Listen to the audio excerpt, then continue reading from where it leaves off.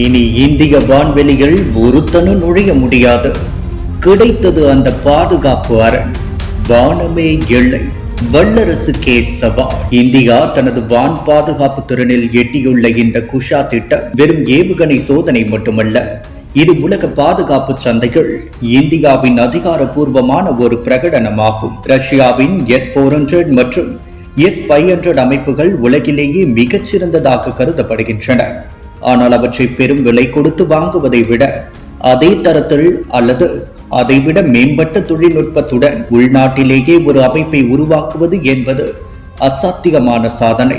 இந்த திட்டத்தின் கீழ் உருவாக்கப்பட்டுள்ள விரிவாக்கப்பட்ட வான் பாதுகாப்பு அமைப்பு ஒரு 3 அடுக்கு பாதுகாப்பு கவசமாக செயல்படுகிறது. இதன் முதல் கட்டமாக M1 ஏவுகணை சுமார் 150 கிலோமீட்டர் தொலைவில் வரும் எதிரி போர் விமானங்களை சிதறடிக்கும் திறன் கொண்டது.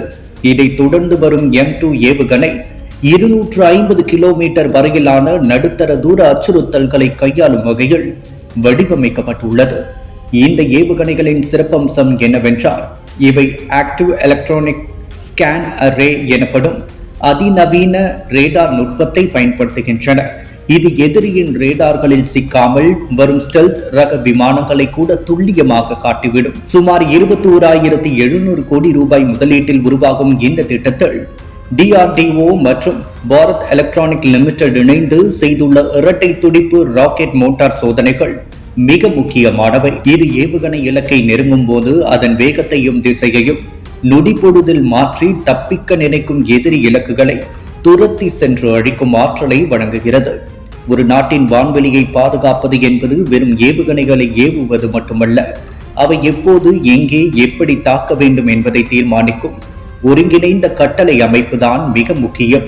குஷா திட்டத்தில் இந்த ஒருங்கிணைப்பு முற்றிலும் இந்திய தொழில்நுட்பத்தால் உருவாக்கப்பட்டுள்ளது. இதன் மூலம் ஒரே நேரத்தில் பல திசைகளிலிருந்து வரும் ட்ரோன்கள், ஏவுகணைகள் மற்றும் போர் விமானங்களை இந்த ஒரே அமைப்பு எதிர்கொள்ள முடியும். 2026ஆம் ஆண்டு நடைபெறவுள்ள முழுமையான வான்வழி சோதனைகள் வெற்றி பெறும்போது இந்தியா பாதுகாப்பு தளவாடங்களை இறக்குமதி செய்யும் நாடு என்ற நிலையிலிருந்து உலக நாடுகளுக்கு இத்தகைய உயர் தொழில்நுட்பங்களை ஏற்றுமதி செய்யும் வல்லரசாக மாறும் என்பதில் ஐயமில்லை.